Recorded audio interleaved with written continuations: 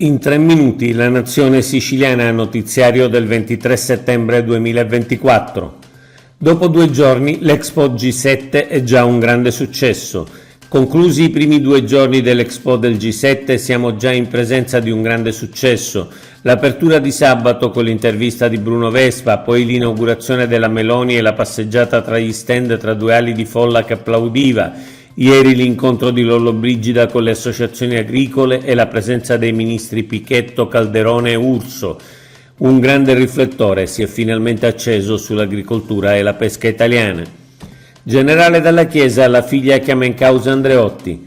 Rita Dalla Chiesa, figlia del generale ucciso dalla mafia, oggi deputata di Forza Italia, alla trasmissione Tango ha affermato che la mafia, uccidendo il generale, volle fare un favore a un politico. Alla richiesta della conduttrice di fare il nome pur non facendolo, lascia intendere in modo chiarissimo che sta parlando di Giulio Andreotti. Disse a mio padre che chi si metteva contro la sua corrente era un uomo morto. Banca Ragusa Sant'Angelo, nasce il primo polo bancario siciliano. Dopo l'approvazione della scorsa settimana da parte dei soci della Banca Popolare Sant'Angelo, è arrivato questo fine settimana anche l'ok dei soci della Banca Agricola Popolare di Ragusa alla fusione per incorporazione di BPSA. Entrambe le banche hanno superato il secolo di storia. Nasce così il primo polo bancario siciliano, con 900 dipendenti e oltre 100 sportelli distribuiti sul territorio. Sarà la terza banca in Sicilia dopo Unicredit e Intesa.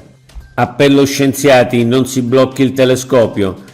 A decine scienziati e uomini di cultura hanno firmato un appello a favore della realizzazione dell'osservatorio FlyEye dell'ESA, Agenzia Spaziale Europea, sul Monte Mufara sulle Madonie, la cui installazione è stata sospesa dal TAR in seguito ad un esposto di alcune associazioni ambientaliste.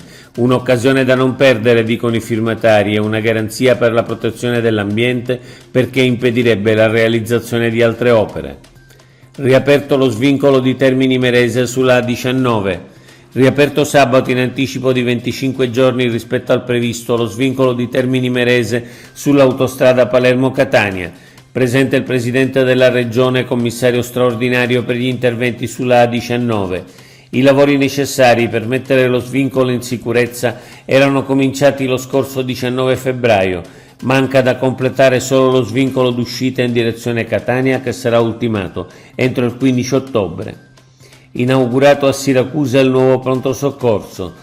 Lo scorso sabato il presidente Schifani e l'assessore a volo hanno inaugurato il nuovo pronto soccorso dell'ospedale di Siracusa. L'intervento per 1.200.000 euro ha previsto l'attivazione di 18 posti letto. Il presidente ha assicurato che a Siracusa verrà realizzato anche il nuovo ospedale, per il quale il governo regionale ha individuato le coperture necessarie. Si attende il via libera del Ministero della Salute per l'adeguamento dei prezzi. Oggi è tutto. Per l'informazione del quotidiano La Nazione Siciliana. Il nostro sito è www.lanazionesiciliana.eu.